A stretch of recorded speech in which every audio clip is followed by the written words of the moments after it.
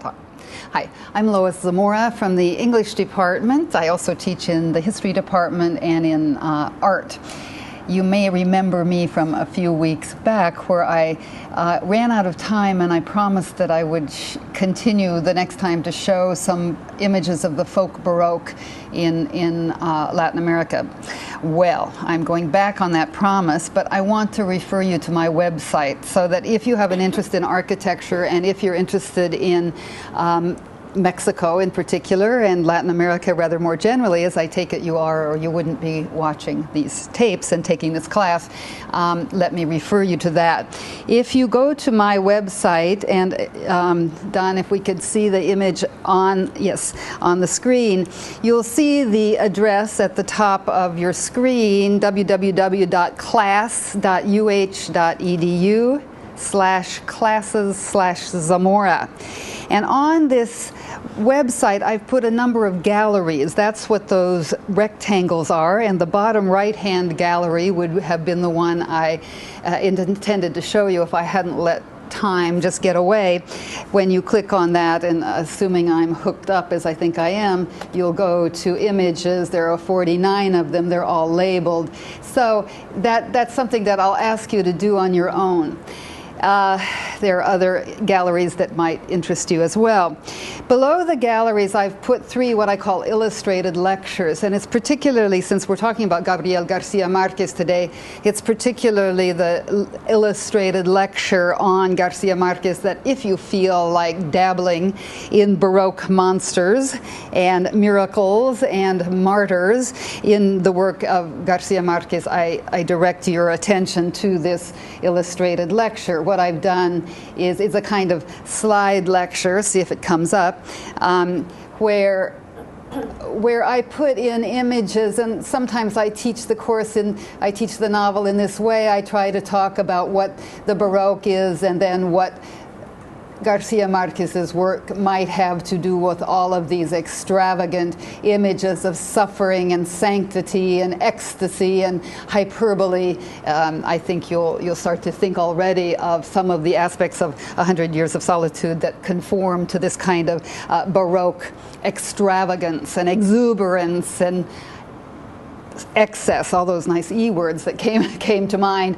You see, I've separated out my slide lecture online in a way that goes from the general notion of Baroque passion to rather more specific scenes in Garcia Marquez's work. And so anyway, that's just kind of if you feel like it and if you have a minute and you're in a mood to think about Garcia Marquez in this way. Now, what I want to do before I get into the novel is talk, I'm going to show you a map in a minute of Colombia. I want to make sure that we know where Garcia Marquez is located, both biographically and fictionally. And we're going to talk about the Banana Company hurricane, United Fruit in Colombia, and so forth. But first I want to say a couple of words. As I understand it from Dr. Kellogg, there's been interesting weaving together of certain themes over the course of the semester. That always happens, of course, that there is that themes emerge in a class and connections are made, and one of them apparently has been, according to my colleague Dr. Kellogg, the importance of narrative, the importance of telling a story about who you are as a culture, as an individual, as a nation. And actually this coincides perfectly with some of my ideas about Latin American fiction in general. My field is contemporary U.S. and Latin American fiction, and I write comparative literary studies. But one thing that I think is rather different about Latin American fiction from, let's say, U.S. fiction is the impulse to fictionalize the history of the place, the impulse to tell the history in novels and thereby create what I call a usable past. I find this in U.S. literature, too, in minority writers. In Toni Morrison, for example, a great impulse to tell the story of an African-American community, whether it's in Paradise in Oklahoma or whether it's in Ohio. I find it in Leslie Marmon Silko ceremony, the impulse to tell the story through a character or two as representatives of Laguna Pueblo culture in New Mexico. But mainstream U.S. fiction isn't so concerned, I find, with history. I find that it's more concerned with the interior life of the individual. And that coincides, I think, with the more individualistic ethic of the U.S. as compared, these are huge generalizations, but as compared to Latin America, where there is a more communal, let's say, concern, whether it's family, whether it's village, whether it's nation, a concern to define the self, to define the family, to define the nation. And why that concern? Why that, what I call anxiety of origins? Why? Because history has been more problematic, perhaps, again, another huge generalization. The process of decolonizing more problematic in Latin America than in the U.S. You remember we had our Boston Tea Party and all of that. But you know, really the British, well, there was the War of 1812. The British bothered the free colonies or the recently liberated colonies in the United States a little bit. But the process of liberating ourselves from England was fairly short and fairly sweet. The truth of the matter in Latin America is rather different. In Mexico, for example, until the middle of the 19th century, really until the Epic of Juarez, there's a tremendous meddling on the part of Spain and the part of Catholic Church. But even before that, think of the history of rupture in Mexico. Think of the colonization, the conquest and colonization. This is a history that's not continuous. It's a history of rupture, a history of destruction of cultures. So it makes, you know, and it's not a history of disaster altogether in Latin America, but let's say this, that in my view, and I actually have a book on this subject called The Usable Past, in my view, the Latin American fiction is deeply concerned with constructing a usable past, because the past available is either occluded or destroyed or ruptured or damaged in ways that make novelists important as historians. And, you know, Carlos Fuentes, the great Mexican author, novelist, essayist, journalist, says that it's the novelist that you need to read to learn Latin American history. He, of course, is a novelist, so you can say he has an axe to grind, but the fact of the matter is I think he's on to something. That novel after novel after novel is set historically in ways that the novelist clearly means for you to learn something about the history of that time and place. This certainly is true of 100 Years of Solitude. It's about Colombia. Is the word Colombia ever mentioned in the entire novel? No. We're going to look at the ways in which Garcia Marquez uses novelistic technique in order to amplify his claims of an apocalyptic history. 100 Years of Solitude ends badly. It begins well, it ends badly. He's going to use allegory. He's going to not mention specific places and times in order to amplify the applicability of his historical claims. I would just mention, so if you're looking for Latin American fiction as a mode to learn Latin American history, which is what Fuentes recommends and what I do as well, I would just list a couple of names for you, and I can put a list on our website, the class website, or you can just email me. You'll find my email easily on the university site, and I'll give you a nice list. I actually teach every fall a joint course, a jointly listed, cross-listed course in history and in literature called Latin American History Through the Novel. And all we have to do is read a few novels and start to look at the historical context to learn a great deal about Latin American history. Some of the novels I teach, including 100 Years of Solitude, where we talk about what we're going to talk about in a minute, Colombian history, as well as novelistic technique and magical realism and all of the wonderful things, fabulous prose, the incredible paragraphs of this novel. We also look at the historical context.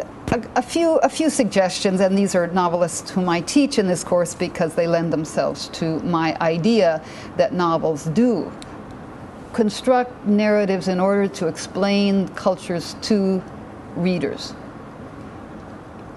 First, there's Eduardo Galeano, a Uruguayan writer, so brilliant. If you know soccer at all, football in Spanish, if you know soccer, you'll know Eduardo Galeano. He's a great commentator of soccer. So an Argentine student of mine made me aware of this, brought me a DVD showing him commenting on sports.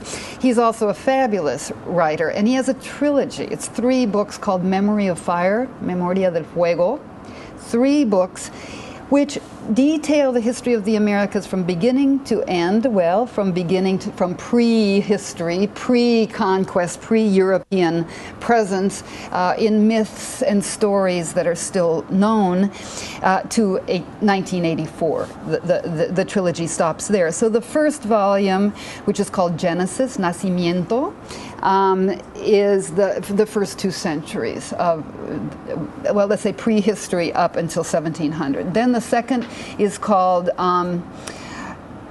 Faces and Masks, and the third, that is the 18th century and the 19th, and then the 20th century is the final volume called Century of Wind. These are small vignettes based in historical incidents on historical personages. It's a very brilliant mosaic. No piece is longer than a page. Oftentimes there are going to be 2 incidents, always labeled with the date and the place. I recommend Eduardo Galeano as highly as you can possibly imagine, Galeano. Then I would also mention the great Peruvian novelist, the grand old man of Peruvian letters at this point, as Fuentes is of Mexican letters, Mario Vargas Llosa. I teach his novel, The Storyteller, El Hablador, which is a wonderful approach to an Amazonian indigenous group called the Machiguenga, who exist, and the ways in which acculturation does or doesn't take place in the Amazonian basin. We think of Peru as Andean, but Peru also has an Amazonian part, and Vargas Llosa, that particular novel is very interesting. I would also recommend Donoso's A House in the Country, Jose Donoso, D-O-N-O-S-O. It and Isabel Allende's House of the Spirits make a threesome, make a trio with 100 Years of Solitude. All are big family sagas, all go through various generations. None of them mentions very specifically the countries they're talking about. Isabel Allende's talking about the coup in Chile in 1973, September 11th, 1973, when her uncle, Salvador Allende, was murdered and the military dictatorship took over. Some of you will have read The House of the Spirits. I like it even better personally than 100 Years of Solitude because it's a women's version of 100 Years of Solitude, I think. And then Donoso's A House in the Country, about Chile as well, about, again, the military regime, but all set in a kind of mythical landscape where the word Chile is never mentioned. So we learn a lot about Chile in novels that are mythic and magical. We learn a lot about Colombia in 100 Years of Solitude, where the word is never mentioned. And I want to talk a little bit about that as well. One more novel I recommend very highly if you're looking for interesting, I won't call them historical novels, but they're novels set in a way that one learns about the history of a particular place and a particular time. Alejo Carpentier, the great Cuban novelist, died 1982 or so. I'm not absolutely certain of that death date, maybe 86, but he was born in 1904, very long life.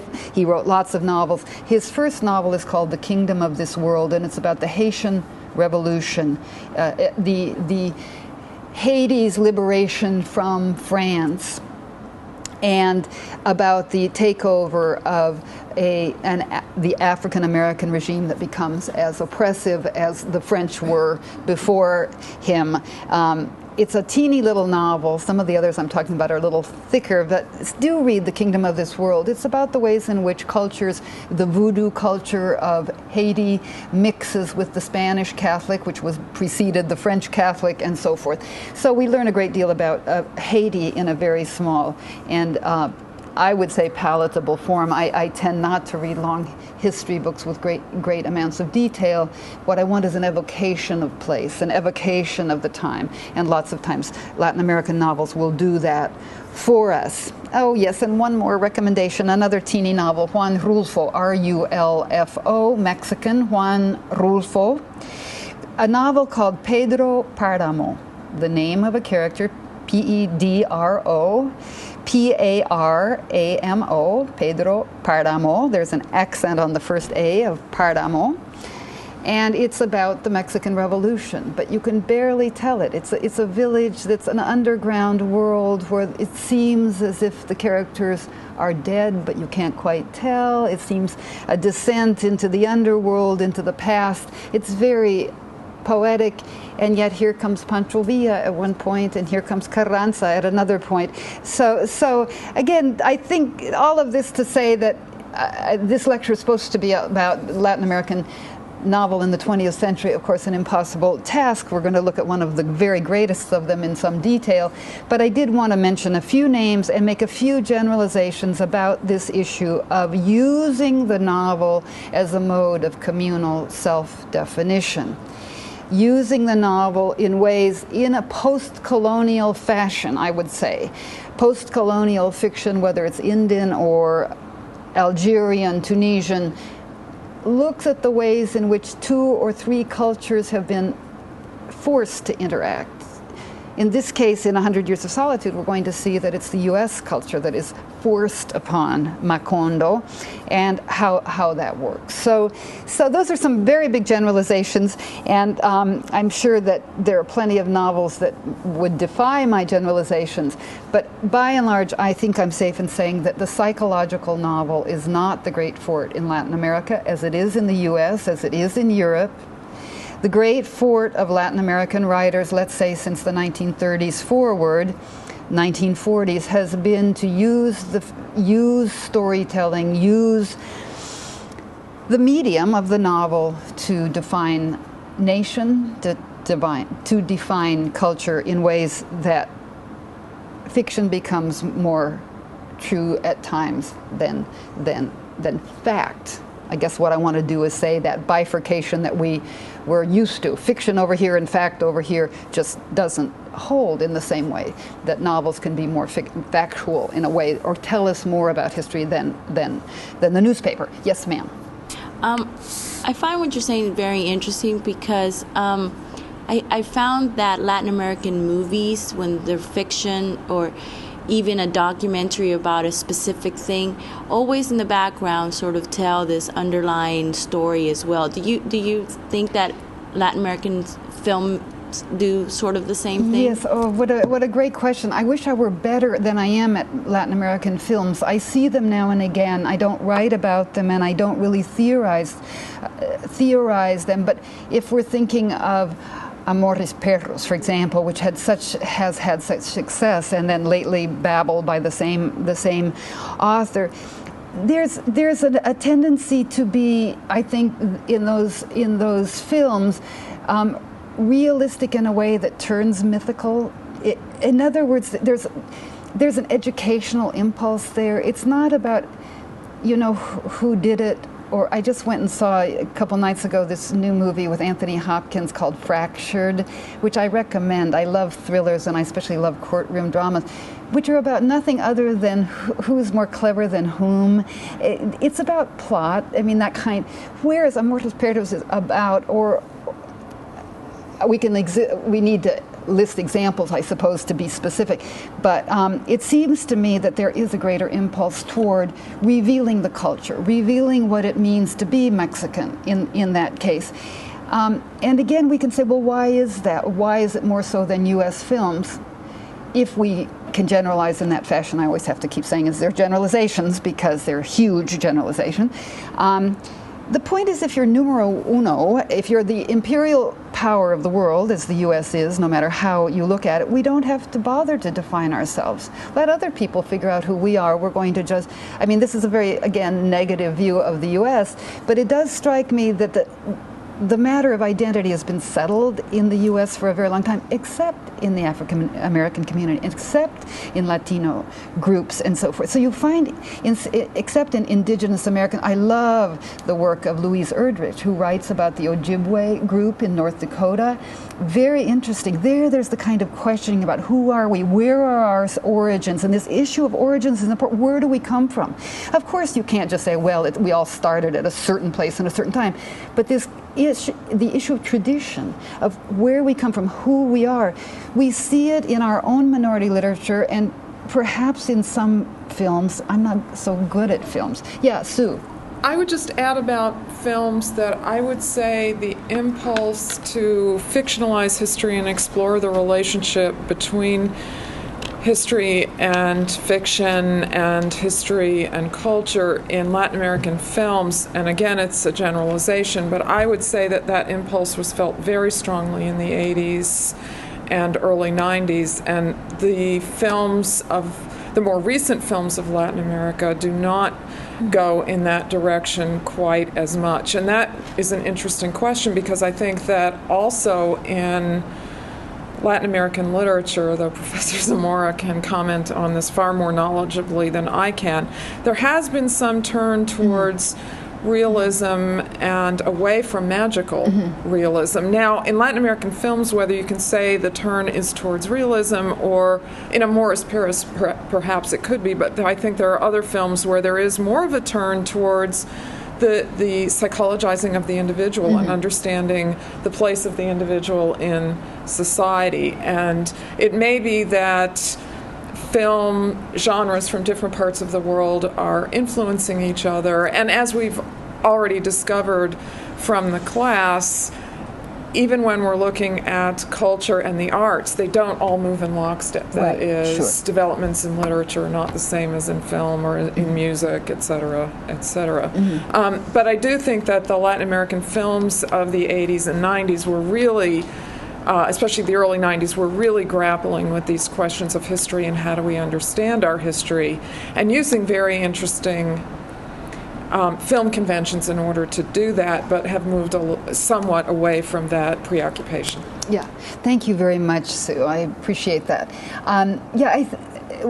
What's interesting about this, certainly there has been a shift away from magical realism in the novel, and part of that is because how do you do better than Isabel Allende, than Garcia Marquez, than Jose Donoso? I mean, the fathers weigh heavy very quickly, and so there's a new generation now in Mexico of writers that are not at all interested in following that mode, though I argue they're still interested in looking at communal identity questions.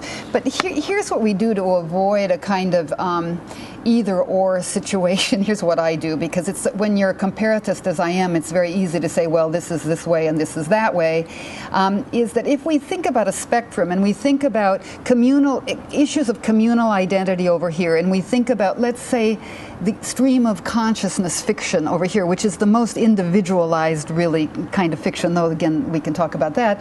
But when you're actually in the head of a given individual and you see the world only from that perspective of that individual, who may be very flawed as an individual. He might even be crazy if he's Humbert in Lolita, for example. Or, I mean, Nabokov does this unreliable first-person narrative better than anyone, I think, but he's wonderful. So then we say, well, then works are going to move along a spectrum, and some are going to be more interested in issues of communal or national or tribal identity, and those will tend to be, in the U.S., Latino, Indigenous American, or Native American, as we say, and African American writers, people who still have a stake in defining the community in order to define the self. So there'll be an individual character or individualized selves, but they'll be embedded in the culture in ways that, say, even Huck Finn, even you know, let's think of The Great Gatsby, think of The Great American. I mean, The Great Gatsby, well, yes, it's about the Americas of the 20s, the corruption of the Gilded Age and so forth, but it's really much more about Nick Carraway and about Gatsby and the corruption of individuals. So if you think of novels and even whole national traditions of novels moving along the spectrum, sometimes closer toward the interior self, sometimes the communal self, and so forth. So I'm very glad you asked the question. And about film, I think that's a wonderful thing to pursue. And actually, it would be very interesting to talk about the novel and about film in the same breath, if somebody can do that, or maybe Sue and I could do a duet, or maybe you'll do this for us at some point. It's a very big question and a good one. Okay, maybe the next thing to do is to move toward a close reading of a single novel. When I teach literature, which is what I do, I pay very close attention to what I call the verbal surface of the novel. Of course, we're going to look at 100 Years of Solitude in translation, though I brought my Spanish just in case there's any question about translations. There's one passage we're going to read where I think Gregory Rabassa, the great translator of Garcia Marquez, though he's had two great translators. The latter half of his work has been translated by Edith Grossman, who's fabulous. But Garcia Marquez got very lucky with Rabassa, because what we have is a beautiful, beautiful English text. So if we're literature students, and we are at this point, we look closely at the verbal surface. What do I mean by that? We look at the structure of the novel, we look at the narrative technique, we look at the style, we look at how as well as what. We look at how the novel is put together as well as what the themes are, what we learn about Colombian history, and so forth. So I do want to refer specifically to a number of pages. We're going to follow one trajectory, which is the Banana Company massacre, which is the heart of this novel, and we're going to read quite a lot of the text together. What we have, first of all, let me say, show you where Colombia is, having said that it doesn't matter that this is Colombia, or that it doesn't seem to matter to Garcia Marquez, that this is an epic of Latin American corruption, Latin American victimization by the gypsies who come first, and then the Banana Company, the invasions of this paradisial world. It still does matter that it's Colombia. We can tell a great deal about Colombia, the civil wars that are fought off stage, as it were, that don't ever enter Macondo, but Colombia has a century-long history of political internecine warfare between the liberals and the conservatives, just as we see in the novel. But nonetheless, let's look at this map for a minute. Oh gosh, now let's see. I don't need that to be so big. Hang on. I need it to be 100% there. This is a little faded. Let's see if you can see it. I post maps of North and South America on my class websites because I personally am geographically challenged.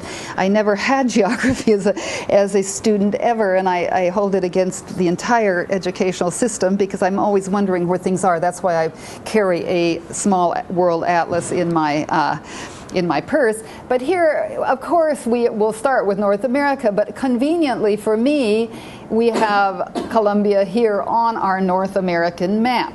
It's not North America, it's South America, but here we can see, here we are, our little Houston, so forth, and we come down here. You may remember that Panama used to be part of Colombia until the U.S. decided that a Panama Canal would be convenient, at which point Panama was created, and you may know about that. Now let me just go to my map of South America, and now we'll see Colombia a little more closely in its context.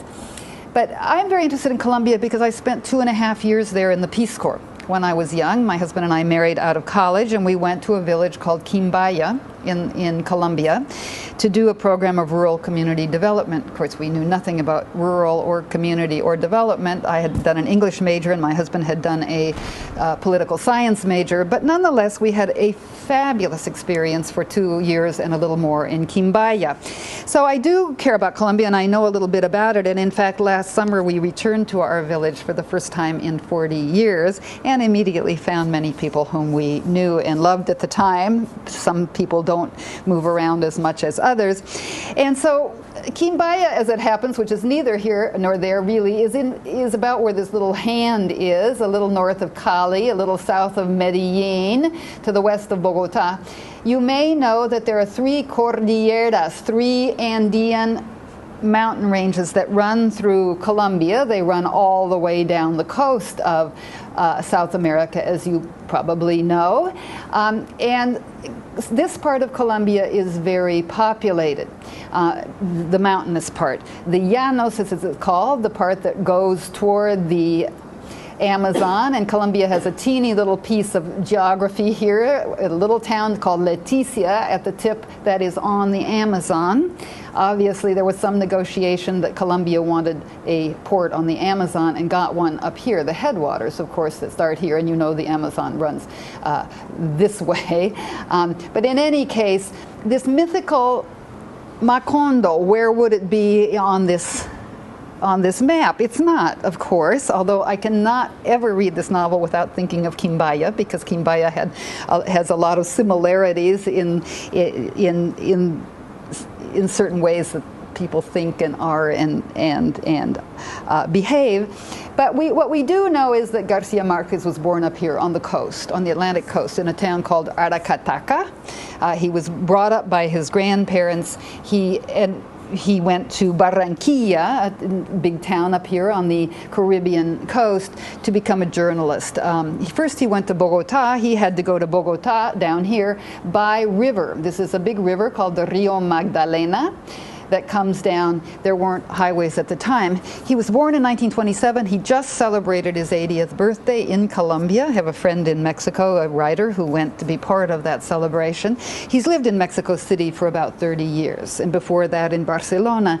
Latin American writers have a way of leaving the countries about which they write to get a perspective on them, to find an audience, to find work, in fact, perhaps at the time that he did so. But so what we have is a costeño, a writer, Garcia Marquez, born on the Colombian Caribbean coast. As you see, you make a distinction because there's also a Pacific coast. Colombia has lots and lots of coasts. It's a very beautiful coastline. Cartagena is there as well, one of Garcia Marquez's wonderful novels, 2 of them. Love in the Time of Cholera and Love and Other Demons are both set in Cartagena, though Cartagena is never mentioned, as still it's quite recognizable, the setting. This is more an Andean. It feels more like the area that I know, the coffee growing region. Our village was about 4,000 feet high, making it perfect climate and so forth. But anyway, I just show you this map so that we're clear on the place that that this novel is a product of and is about.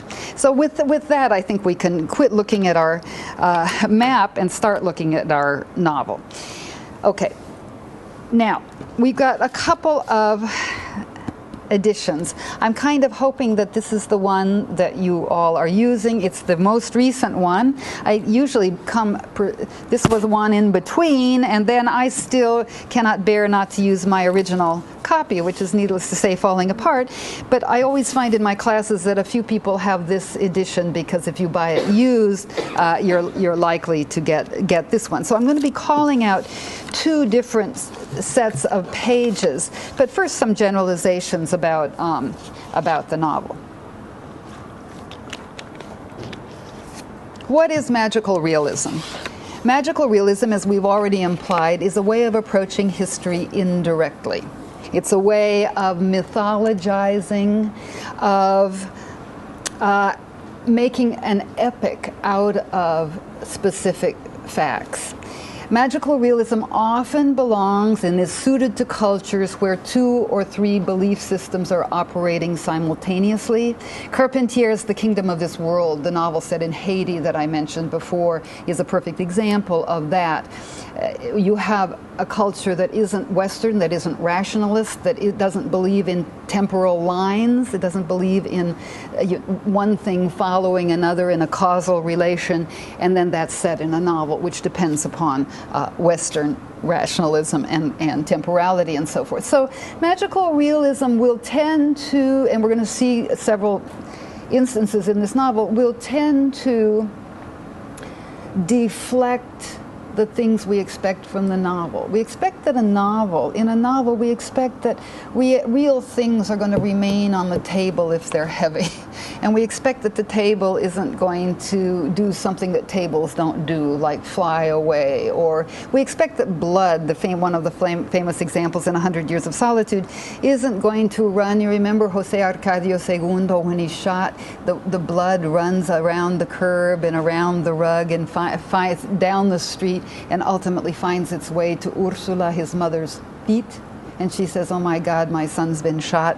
And we say, what a beautiful metaphor, you know, that somehow the loss of the son and so forth. But it's not offered metaphorically. It's offered like, okay, that's what the blood really did. We're going to see another famous instance where Remedios the Beauty rises to heaven carrying Fernanda's sheets and so forth. So magical realism is going to give us 2, let's say, separate belief systems or more. And we can say, well, in this case, it's kind of a superstitious way of thinking.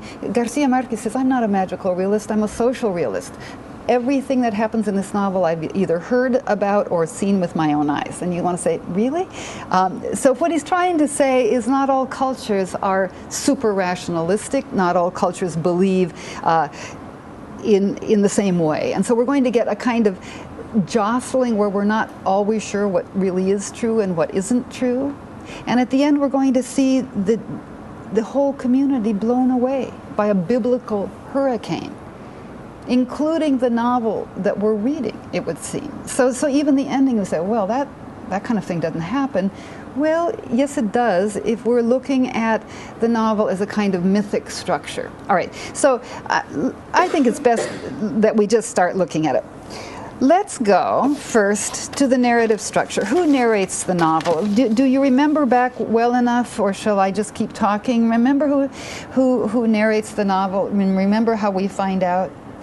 It's Melquiades, isn't it? It's the gypsy who comes at the very beginning, and we hear that he dies on the sands, on the dunes of Singapore, in Singapore, but then he reappears. After he's died, he reappears, and he occupies a room, we're told, in the Buendia house where it's always March and always Monday. And then we kind of lose sight of him, don't we? But what we find out in the last 3 pages of the novel, and I hope everyone who's listening or here has finished it, but it doesn't spoil it too much, I don't think, we find out that it's he who has set down 100 years of solitude. Oh, sorry, yeah, do that. 100 years ahead of time. So we find that it's Melquiades who is an internal narrator. We've thought all along it's a third-person omniscient narration. Why does Garcia Marquez do that? Why does he say at the end, and we'll look at the passage, that it's Melquiades who's narrated all of this 100 years ahead of time, we're told. Why does he do that? I think he does it for the same reason that the same reasons that we've been talking about until now. He wants to raise the problem of telling the story. Who knows this history of 100 years of solitude? Who knows these generations and generations and generations of Buendias whom we can't even distinguish one from the other because they all have the same name, right? And we'll talk about that too. So this narrative structure is a very interesting one. It seems, when I first read it many years ago, I thought, that's kind of weird. He stuck that in at the end. Well, it doesn't really change my reading of the novel. But the more I thought about it, the more I said, no, what he wants to do is thematize the problem of telling the history. Thematize the problem of recording 100 years of solitude in Macondo, which is to say, thematize the problem of narrating Latin American history. So I do pay attention to Melquiades. It's also he, you remember, who brings all of these things, magnets and ice and all of these contraptions that the patriarch, Jose Arcadio, the first one, goes crazy over. So we know already that technology is going to be a kind of problem here, and what we're going to see is the second invasion of technology, which is the banana company hurricane, and that it's United Fruit that indeed began to process bananas, to harvest bananas on the Colombian coast, as it still does in Ecuador and in parts of Colombia, and begins to rape and pillage, if we believe the version of Garcia Marquez, which I think we probably can. There was indeed a strike in 1928, and we're going to look at that.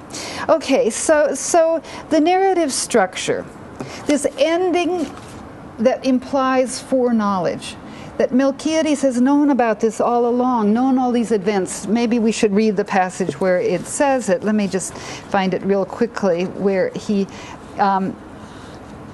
it's the very last paragraph of the novel. I won't have you look at it, but we remember that the last Buendia couple is madly reading this manuscript. Finally, the last Buendia, who's Aureliano Babilonia, has managed to decipher Melquiades' parchments.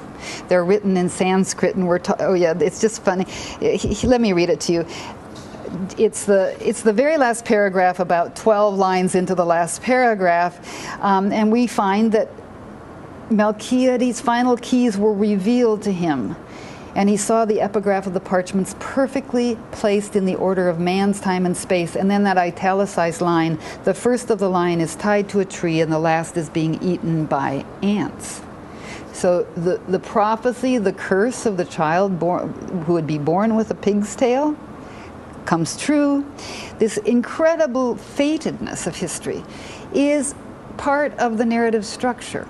Because if the narrator knows it all in advance, there's really no question about how it's going to turn out. So this implication of foreknowledge on the part of the narrator is important. It says, Aureliano, this is the last paragraph of the novel, had never been more lucid in any act of his life as when he forgot about his dead ones and the pain of his dead ones, and nailed up the doors and windows again with Fernandez crossboards so as not to be disturbed by any temptations of the world, for he knew then that his fate was written in Melquiades' parchments. He found them intact among the prehistoric plants. This is as things are really falling apart in Macondo. He found them intact among the prehistoric plants and steaming puddles and luminous insects that had removed all trace of man's passage on earth from the room. And he did not have the calmness to bring them out into the light, but rather there, standing without the slightest difficulty, as if they had been written in Spanish and were being read under the dazzling splendor of high noon, he began to decipher them out loud. He begins to read the novel we've just finished, right? This is the story that we've just read. It was the history of the family, written by Melquiades down to the most trivial details 100 years ahead of time. He had written it in Sanskrit, which was his mother tongue, and he had encoded the even lines with the private cipher of the Emperor Augustus and the odd ones in a Lacedaemonian military code. Very funny. The final protection, which Aureliano had begun to glimpse when he had let himself be confused by the love of Amaranta Ursula, was based on the fact that Melquiades had not put events in the order of man's conventional time, but had concentrated a century of daily episodes in such a way that they coexisted in one instant. Well, you could say, yeah, here they are. It's one instant in a way. It takes us more than one instant to read the novel. But what he's wanting to say is it's all foretold. What does that do to human agency? What does that do to choice? It's a very bleak ending. We forget how bleak this novel is because it's so wonderfully written, so energetic, so filled with details and amusing episodes. Fascinated by what I was going for is that line, that phrase, that Melquiades had concentrated a century of daily episodes in such a way that they coexisted in one instant. Fascinated by the discovery, Aureliano read aloud without skipping the chanted encyclicals that Melquiades himself had made Arcadio listen to, and that were in reality the prediction of his execution. See, all that foreknowledge, that foresight, that predicting that now is being insisted upon. If it's all known beforehand, it goes against the notion of human agency. And if you go against the notion of human agency, that is, that I have some choice about my life, then really we go against a great deal that modernity holds dear. For perhaps good reason. Holds dear for good reason. I mean, I kind of like the notion that I get to choose certain things about my life and so forth. No, this is all pre-told, and the last guy is now figuring this out in the last paragraph of the novel. He sees all these things. This is a long paragraph.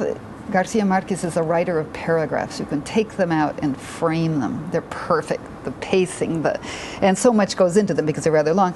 Then the wind began. I've just skipped a bit. Warm, incipient, full of voices from the past, the murmurs of ancient geraniums. Doesn't that make you smile? The murmur of ancient geraniums.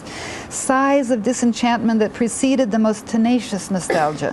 He did not notice it because at that moment he was discovering the first indications of his own being in a lascivious grandfather who let himself be frivolously dragged along, and he's remembering his own heritage. He starts to recognize his own life story in these parchments that he's deciphering.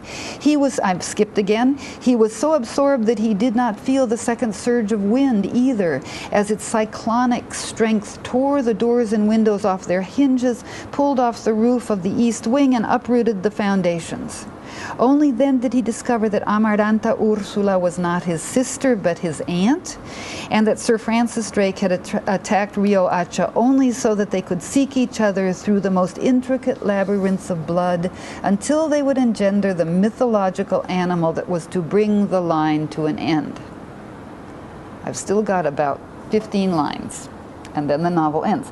Macondo was already a fearful whirlwind of dust and rubble, being spun about by the wrath of the biblical hurricane, when Aureliano skipped 11 pages so as not to lose time with facts that he knew only too well, and he began to decipher the instant he was living, deciphering it as he lived it, prophesying himself in the act of deciphering the last page of the parchments as if he were looking into a speaking mirror.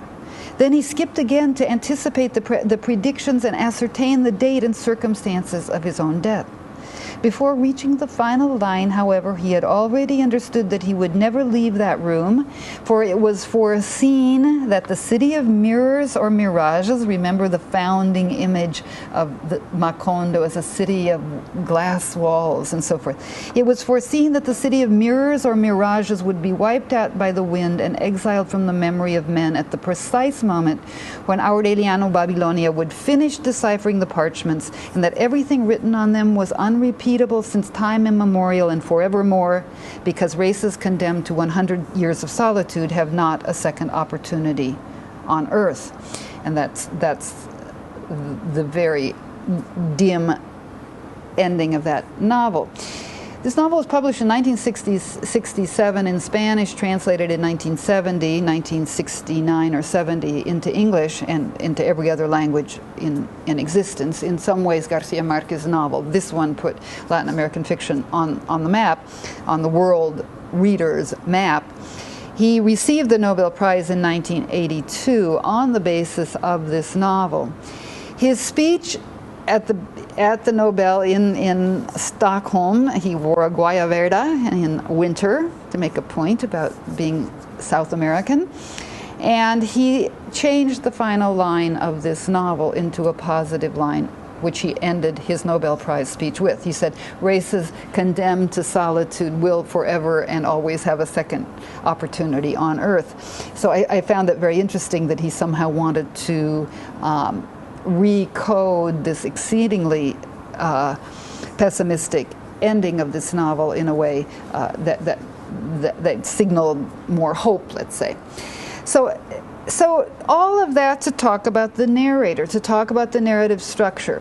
What we feel about Garcia Marquez's fiction so often, and this is again this spectrum between individual and communal that we were just talking about, or collective, we feel always that there's a kind of choral voice, a kind of communal voice in the narrative, even though we find out at the end that it's this gypsy who's already dead and has been writing this in a room where it's always March and always Monday. We feel that this is a town looking at the Buendias, and even more in some of his other novels, sometimes the third person will shift to first person, and instead of saying, this happened and that happened, there'll be a we watched this happen, and you'll say, oh, who's the we? And you say, well, it's the town. So there's a kind of communal feel about this narrative voice, I think. A collective voice, if you want, but I'm not going to spend more time on it until we realize at the end of this novel that it's Melquiades. We're told that it's Melquiades. We think it's a third-person narrator. We think it's an omniscient voice, an omniscient eye looking down, even though it feels like it's kind of gossip. Sometimes it's local. A local perspective, if you want. Now, what I want to do quickly is look at another series of passages, and we're going to keep on reading a bit, and I hope that's not boring to you, but you'll be following along, I hope, with in your own novels. I want to look at the Banana Company hurricane. But first, wait, we've got to talk about characters. Why all these characters with the same names again? For the same reason Colombia is never mentioned. There's an impulse to mythologize, to collectivize. So what you have are two strains in the family, right? The Jose Arcadios, who are all body, they're erotic, they're all physical, and you have the Aurelianos, who are all mind. There's a kind of mind-body split here. And what happens is, if you are a reader like most, you'll continually refer to the genealogy that's given to you at the beginning of the novel. The novel was originally published without the genealogy. It was when it went into English translation that a genealogy was added. What does this tell us? It tells us that U.S. readers want something that Garcia Marquez didn't want to give to Spanish language readers. Obviously, he gave in to editorial pressure or something. I suppose he could have insisted on not, as he has insisted on not having this made into a movie, by the way. You can imagine the numbers of possibilities for making this into a movie that would be possible. There's talk about maybe it's being made into a movie now, but he's always refused it, and I think that's smart. Because once you put an actor's face onto, you'd have to have the same actor play all of the Jose Arcadios, another actor play all of the Aurelianos, because they're meant to be mythic characters. They don't have interiority. We don't know how they feel, really. We know that Colonel Aureliano Buendia is a solitary fellow. You know, Remedios the beauty, we have no idea what she's thinking. Rebecca, who eats dirt, no idea. Ursula, we have a little more sympathy for, the matriarch who holds things together. But these characters are not meant to be psychologized. They're not meant to be they're meant to be ciphers for a kind of repeating, a cyclical, a fated family. If you're born a Jose Arcadio, boy, we know how you're going to be, and that's that. Remember, they're a pair of twins, and they defy the rules, and at one point the villagers say, well, they must have been reversed at birth because the Aureliano acts like a Jose Arcadio and vice versa. So again, characters here, maybe the last couple that we just read about. Maybe it's Amaranta Ursula and Aureliano Babylon, a nice apocalyptic indicator there. They seem to be actually in love, but other than that, the characters are kind of in their own little bubbles. They move, they act, they talk, they walk. We're fascinated by them, but it's very difficult to identify with them in the ways that ordinarily one would expect in a novel. So what we have is both setting and character that are taken out of specificity, abstracted in order to tell a story of terrible, terrible political happenings. Greed and abuse and invasion and so forth. So I want to look now then at what is very specific to Colombia, and that is United Fruit.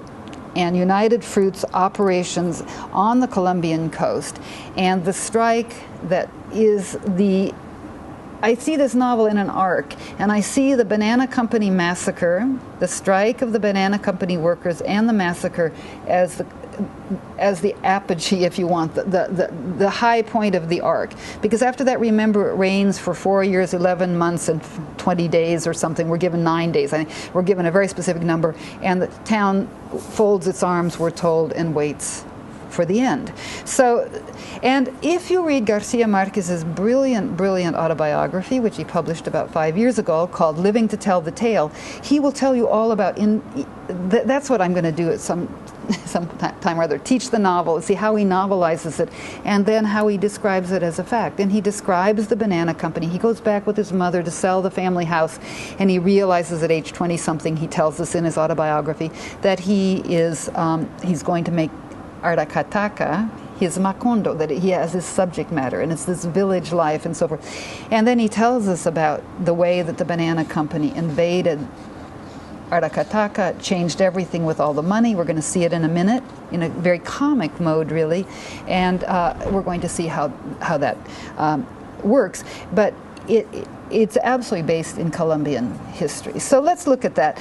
If you have the old edition, would you go to page 211? If you have the new, please go to 241.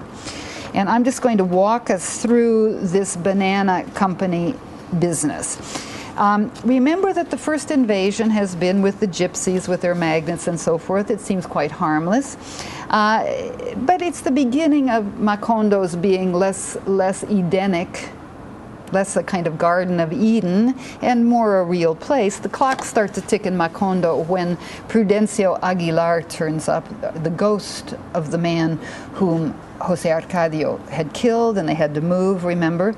But then things go along, and then this is really the second invasion, and the one that, as I say, causes the demise of Macondo. It's the chapter, which they aren't numbered, another abstracting device, they're simply not numbered, but it's a beginning of a chapter, and you're on 241 if you're using this edition, and 211 if you're using this one. What we have is the train coming to town. The train comes to town at this new invention of the train just before the end of the previous paragraph in a wonderful image. It's coming, Ursula finally exclaims, something frightful like a kitchen dragging a village behind it. So the steam engine dragging a village behind it. And so we get this chapter that begins, dazzled by so many and such marvelous invention, the people of Macondo did not know where their amazement began. And you remember that there's a movie theater, but they don't believe in the characters, and they get mad and they tear up the seats when they realize that different actors, you know, they die in one movie and then they come back in another. And this wonderful line, which I love, the audience who paid, it's just into that first paragraph of that chapter, the audience who paid 2 cents apiece to share the difficulties of the actors would not tolerate that outlandish fraud, and they broke up the seats. The mayor, at the urging of Bruno Crespi, explained in a proclamation that the cinema was a machine of illusions that did not merit the emotional outbursts of the audience.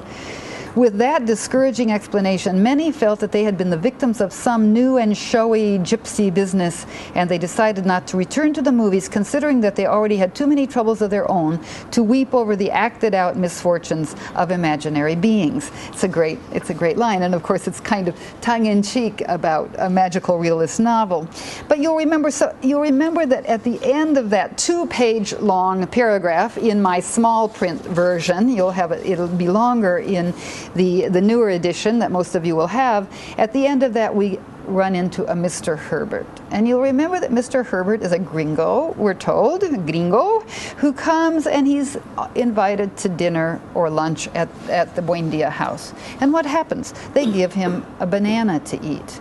And there's that hysterically funny scene where he takes out his calipers, he takes out his magnifying glass, he measures the banana, he cuts it out, he cuts it up, and then we know what's going to happen. There's suddenly an invasion of gringos that are going to market and commercialize these bananas. If you go on to page, you'll see this long, we don't have time to read it all, this long description of Mr. Herbert, who gets into this and we get a train load of strangers that arrive, and suddenly Macondo is this bustling enterprise that they're not expecting at all. And then there's a teeny short paragraph, and that's going to be on well, it's on page 215, and it's going to be about 246 of the other edition. A short paragraph at the end of this very long description of the Banana Company invasion, if you want. It says, "Look at the mess we got ourselves into," Colonel Aureliano Buendia said at that time, "just because we invited a gringo to eat some bananas." It's very funny so far. So far, it's not tragic. Go then, if you will, to page. Well, keep on where we are. It's you'll see that these pages. It's between 212 and 215 in the older edition, 241 to 246. In the newer, we start to see that this is now starting to be a carnival. That things are out of control. And Remedios the Beauty is the only one who's immune, we're told, to the banana plague. Already we're calling this, or Garcia Marquez is calling this, a banana plague. And so we know that things are not going well. Go, if you will, now to, in the older edition, 222, and in the newer to 255 at the top. This is this famous scene where Remedios the Beauty ascends to heaven. She levitates. You'll see some Baroque images of saints doing just that in the illustrated lecture on my website. But let's look at the Remedios the Beauty scene. It's the most famous example of magical realism in the history of Latin American fiction. And the reason it is because you'll see the mother-in-law's reaction. Let's read it together. It's 3/4 of the way down on 242. Let me just make sure I'm telling you right. And, thank you, one of you who has your books there. Let's get our pages correct. No, 255, I'm sorry. Yeah. It's the top of 255. Don't you feel well? And it's the bottom of 222 in the older edition. Sorry about this. Don't you feel well? Someone asks her. Remedios the Beauty, who was clutching the sheet by the other end, she's out hanging up the sheets, gave a pitying smile. Quite the opposite. I've never felt better, she said. She had just finished saying that when Fernanda, who is the sister-in-law, felt a delicate wind of light pull the sheets out of her hands and open them up wide. Amaranta felt a mysterious trembling in the lace of her petticoats, and she tried to grasp the sheets so that they would not fall down at the instant in which Remedios the Beauty began to rise. Ursula, almost blind at the time, was the only person who was sufficiently calm to identify the nature of that determined wind, and she left the sheets to the mercy of the light as she watched Remedios the Beauty waving goodbye in the midst of the flapping sheets that rose up with her, abandoning with her the environment of beetles and dahlias, and passing through the air with her as 4 o'clock in the afternoon came to an end, and they were lost forever with her, the sheets. They were lost forever with her in the upper atmosphere where not even the highest flying birds of memory could reach her.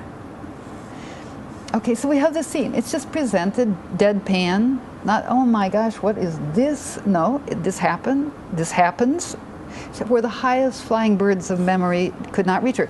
Then we come back to reality. So that's the magical, now the real. The outsiders, of course, thought that Remedios the Beauty had finally succumbed to her irrevocable fate of Queen Bee, and that her family was trying to save her honor with that tale of levitation. And then this sentence, which makes this very, very archetypical of magical realism. Fernanda, burning with envy, finally accepted the miracle, and for a long time she kept on praying to God to send her back her sheets. So somehow these sheets become for Fernanda. So you have the real, the sheets, you have the magical, the levitation, and so forth. And this is embedded in this terrible, terrible progress of the Banana Company disaster. So let's keep going. So we've seen now that what happens? Now we get a Mr. Brown, 256, page 256. Mr. Brown, in the first automobile to reach Macondo, and we start to see terrible things. The banana company arrived, local functionaries are replaced by dictatorial foreigners, who Mr. Brown brought to live in an electrified chicken yard so that they could enjoy, as he explained, the dignity of their status. We start to see the gringos are here in their little compound, and pretty soon martial law is exercised by these gringos, by the foreigners in Macondo. Go, if you will, to page 272 in the old and 315 in the new edition, 315 in the new, which most of you will have. And this is another beginning of a chapter. And this is the chapter where the banana company, where the strike becomes a massacre. This happened in Ciénaga del Mar, right near Aracataca, in 1928. There was a huge massacre of striking workers because the strike would not be tolerated by United Fruit. But here we have it in Macondo. Let me get to my text, which I am tied to. The beginning of this chapter, like the beginning of so many chapters, we feel time growing short. We feel history bearing down upon us, events bearing down upon us. Remember, the novel starts many years later as he stood before the firing squad. And as he faced the firing squad, Colonel Aureliano Buendia would remember the distant afternoon when his father took him to discover ice many years later. You'll watch as you go through the novel. Pretty soon it becomes a few years later. Then it becomes a few months later. And then at the end, as you see, time bears down so that it ends. So we get this feeling the events that would deal Macondo its fatal blow were just showing themselves when they brought Meme Buendia's son home. The events that would deal Macondo its fatal blow. Again, this foreshadowing of the narrative structure where we feel that all has been decided and all is fated, this foreshadowing. It's actually called retrospective future, this verb tense. The events that would deal Macondo its fatal blow. Okay, so these events, let's look at them. We see the strike being called on new edition, page 319, old edition, page 275. It's just into that chapter a little bit. It's the paragraph that begins, Fernanda returned to Macondo, middle of page 319 in the new edition. Fernanda returned to Macondo on a train protected by armed police. During the trip, she noticed the tension of the passengers, the military preparations in the towns along the line, and an atmosphere rarefied by the certainty that something serious was going to happen. But she had no information until she reached Macondo and they told her that José Arcadio II was inciting the workers of the banana company to strike.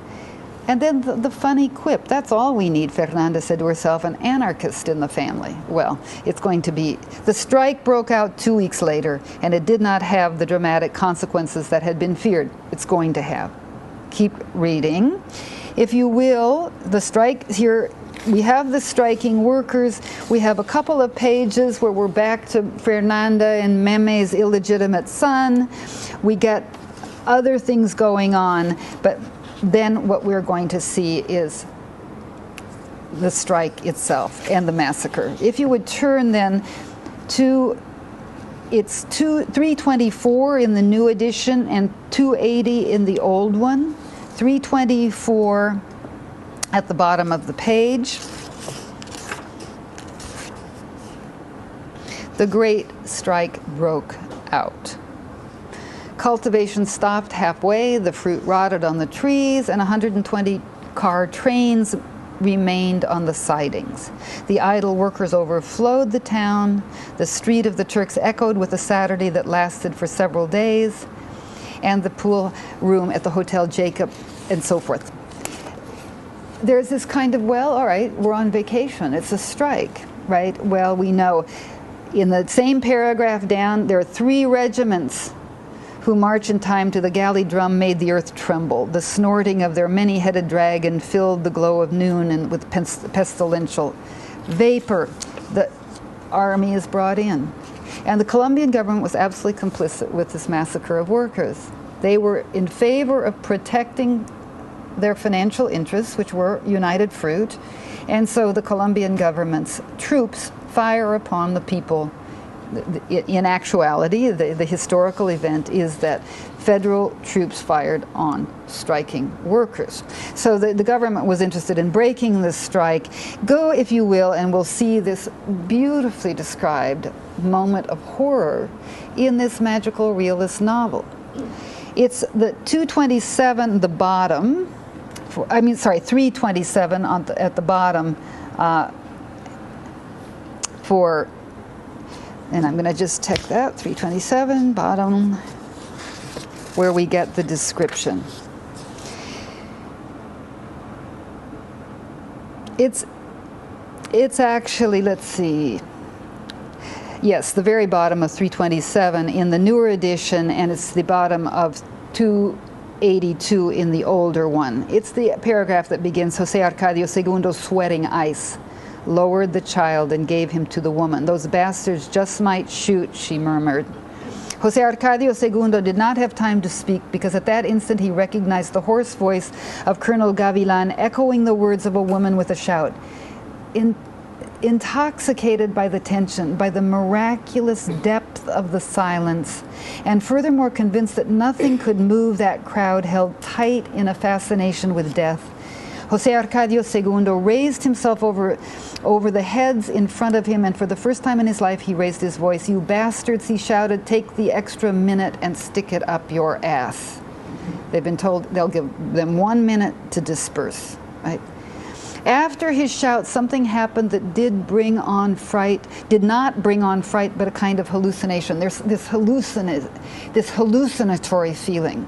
And it must be as you feel this kind of fate coming upon you.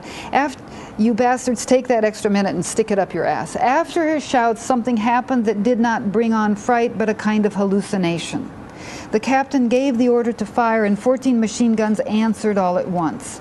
But it all seemed like a farce. It was as if the machine guns had been loaded with caps, because their panting rattle could be heard and the incandescent spitting could be seen, but not the slightest reaction was perceived, not a cry, not even a sigh among the compact crowd that seemed petrified by the instantaneous invulnerability.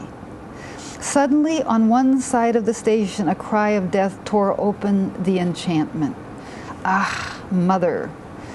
A seismic voice, a volcanic breath, the roar of a cataclysm broke out in the center of the crowd with such potential of expansion. Jose Arcadio II barely had time to pick up the child while the mother with the other one was swallowed up by the crowd that swirled in panic. Many years later, that child would still tell, in spite of people thinking that he was a crazy old man, how Jose Arcadio II had lifted him up over his head and hauled him almost in the air, as if floating on the terror of the crowd toward a nearby street. The child's privileged position allowed him to see at that moment that the wild mass was starting to get to the corner, and the row of machine guns opened fire. Several voices shouted at the same time, "Get down, get down." What brilliant writing, what brilliant writing. Look at that, and how he flashes forward. Many years later, that child was he's thought a crazy old man, because you're going to read about the cover-up. They say, oh no, there wasn't any killing here. And that happened, actually. It happened also, in fact, that there was no record kept, that bodies were dumped into the ocean, and we're going to see that that's the case here. But look at the brilliant writing. Instead of keeping us in the moment, he takes us for just an instant to many years later, where we look back on that event.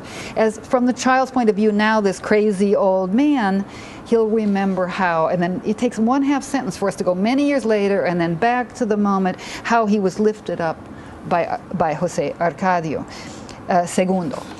Well, we're just about out of time, but look, when you're reading this again, if you're rereading it, look at the kind of imagery that's used at these moments of high tension. Look at the kind of imagery that's used everywhere. But here what we have is a dragon's tail that follows. It's as if the crowd is a dragon's tail, because what's happening, the guys are shooting their machine guns like that, and so the crowd is compared to, panic became a dragon tail as one compact wave ran against another which was moving in the opposite direction.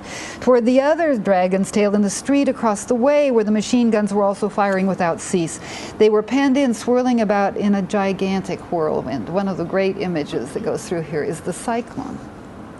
The cyclicality of this that kind of has an energy of its own that continues to gather strength. So you'll see this kind of, if you want, apocalyptic imagery here, and then what we see is that it begins to rain. And it rains and rains and rains, and the rest of the novel, we're already, toward the end of the novel, the rest is all over but the telling. So I was interested in walking you through that, and we really looked. So what you see is this incredible pacing of a brilliant novelist who can give us, in a kind of deeply complicated and elaborated family history where we don't even know who's who, but never mind. I mean, we check, of course, in our genealogy to find out, but we still get a sense of the tremendous disaster of the kind of banana company hurricane that United Fruit was, and the ways and you'll see in the House of the Spirits by Isabel Allende, which is about the coup, as I said, in Chile in 1973, where the U.S. had a tremendous role, and it's absolutely documented the ways in which the U.S. wished desperately to subvert the regime of the communist, duly elected communist leader Salvador Allende. Isabel Allende, like Garcia Marquez, is light-handed. They could just start flogging the U.S. and saying, well, what do you expect when we have this kind of imperialist presence in the hemisphere? And yet they don't. And I think wisely, both show, and Garcia Marquez shows too here, how the people in Macondo were complicit. They let this happen in a way. I mean, suddenly the town, it says, before they noticed that the town was out of control.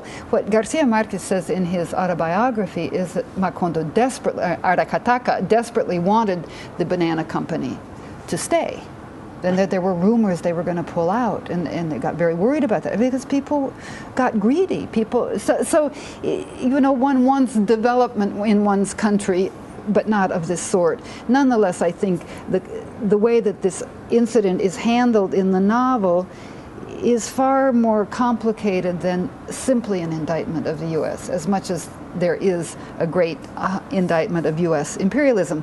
Well, there's so much more to be said about this novel, but I'm going to stop, in part because I have to, otherwise I keep on going, but we've run out of time. And so I hope there's a way in which, looking at this very specific aspect of the novel, the banana company hurricane, an important aspect but specific, will be useful for you in your reading of Garcia Marquez. I also recommend his other novels. Read them. Love in the Time of Cholera, Love and Other Demons, The Autumn of the Patriarch, of a Death Foretold. What is it? There's a wonderful little murder mystery, Announcement of a Death Foretold, or something like that, which is a wonderful novel as well. So thank you very much for your attention, and with that, I'll stop.